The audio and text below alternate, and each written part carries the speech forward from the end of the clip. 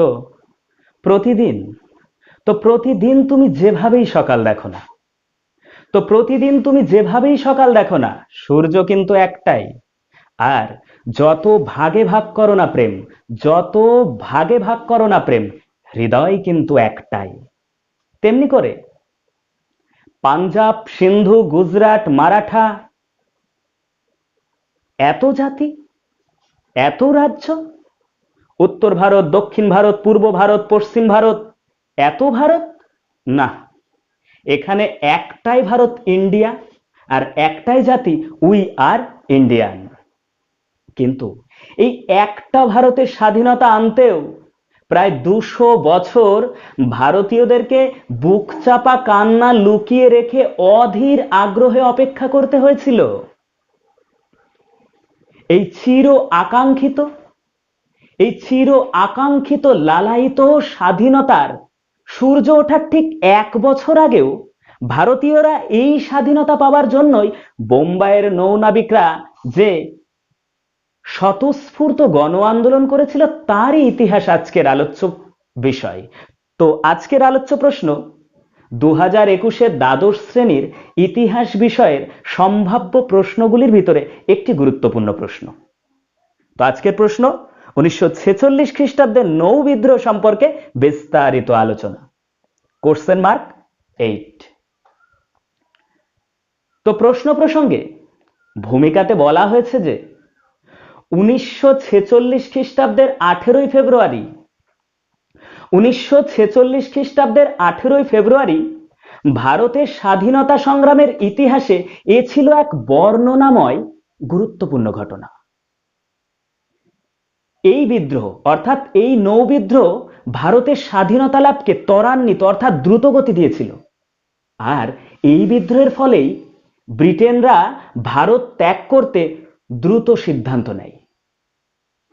তাই ডক্টর সরকারের মতে, তাই ঐতিহাসিক ডক্টর সুমিত সরকারের মতে নৌসেনাদের অভ্যুত্থান ছিল, এই নৌসেনাদের অভ্যুত্থান ছিল আজাদ হিন্দ বাহিনীর মুক্তিযুদ্ধের চেয়েও অধিক গুরুত্বপূর্ণ। তো ভারতীয় নৌসেনারা ব্রিটিশ সরকারের আন্ডারে চাকরি করা সত্ত্বেও তাদেরকে এই বিদ্রোহ করতে হলো কেন? তাহলে অবশ্যই বিদ্রোহ করার পিছনে কিছু যন্ত্রণাময় বর্ণনাময় কারণ অন্তর্নিহিত ছিল।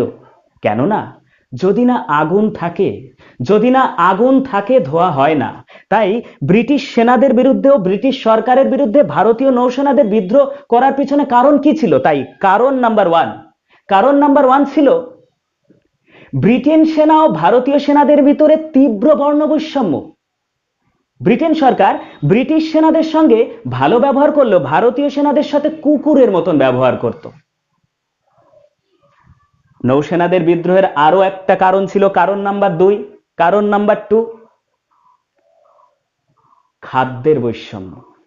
সেনাবাহিনীর কাছে একটা জিনিস সবচেয়ে বেশি কাম্য, সেটা হলো একটু ভালো খাবার অর্থাৎ সুষম খাবার। কিন্তু ব্রিটেনরা ভারতীয় সেনাদের জন্য অখাদ্য, নিম্নমানের খাবার, নিকৃষ্ট খাবার পরিবেশন করত।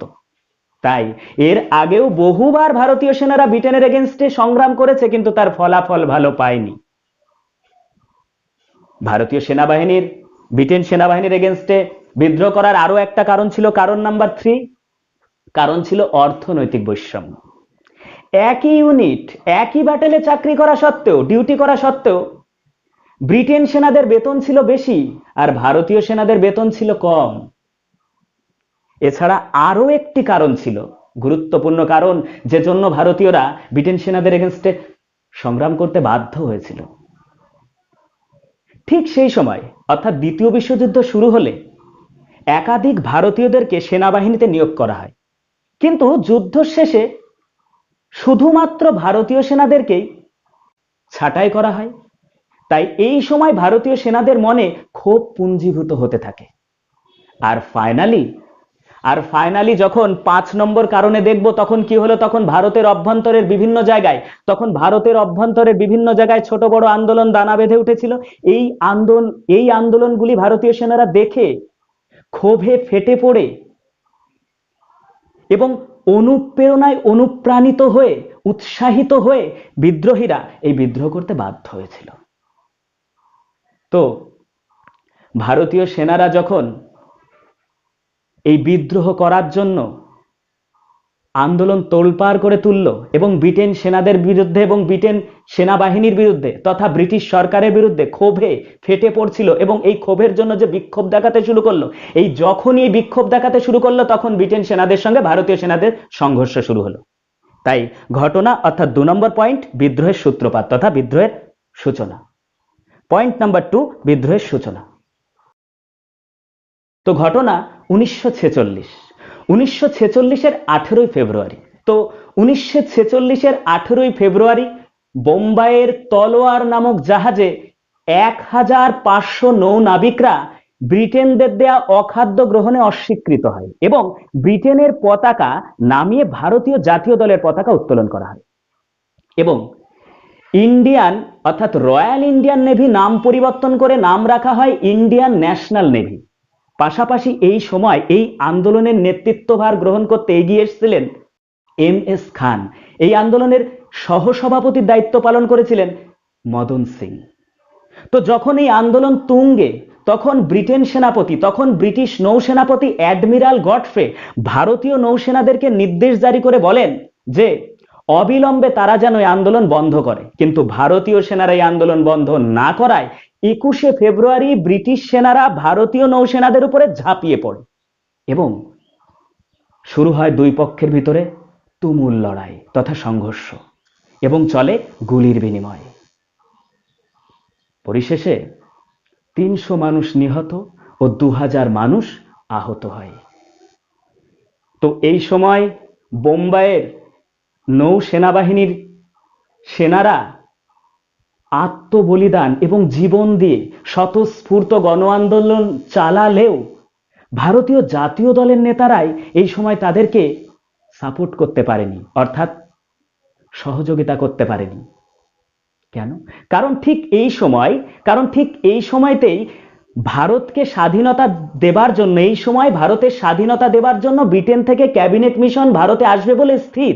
তো এই রকম সময় ভারতীয় সেনারা যখন স্বতঃস্ফূর্ত গণ আন্দোলন চালাতে থাকে, কিন্তু ভারতীয় জাতীয় দলের নেতারা এই আন্দোলনকে সমর্থন জানাতে পারেনি।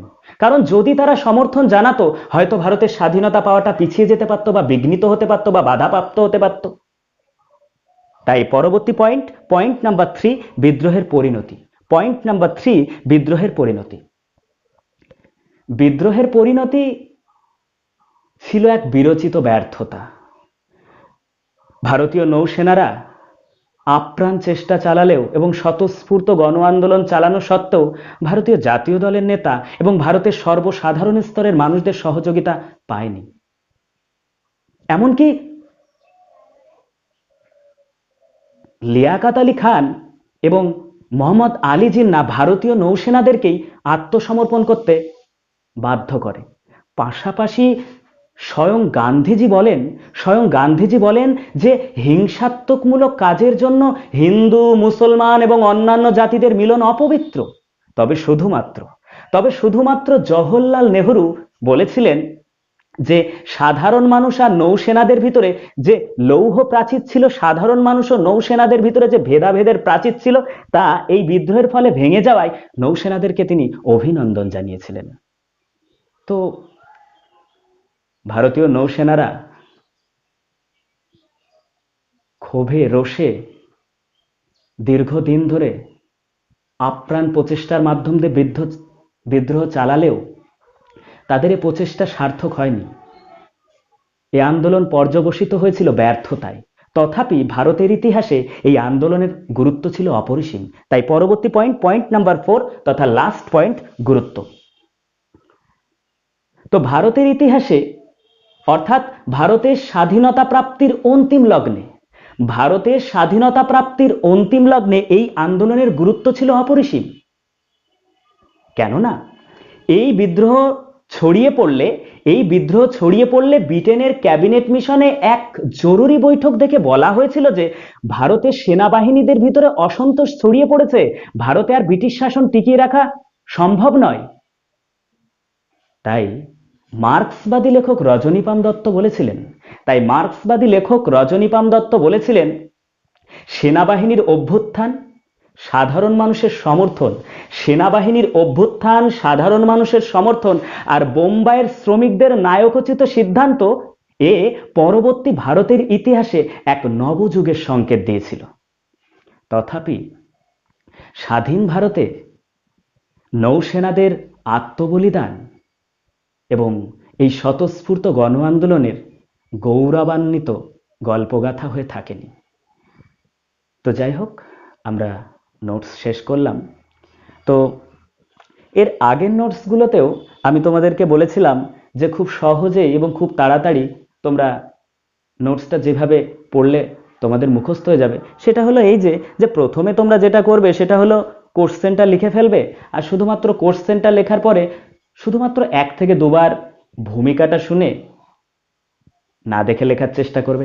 এমনি করে প্রত্যেকটা পয়েন্ট একটা করে পয়েন্ট শুনবে আর না দেখে লেখার চেষ্টা করবে। তাহলে তোমরা দেখবে খুব সহজে এবং খুব তাড়াতাড়ি তোমাদের প্রশ্ন উত্তর মুখস্থ হয়ে যাচ্ছে। তো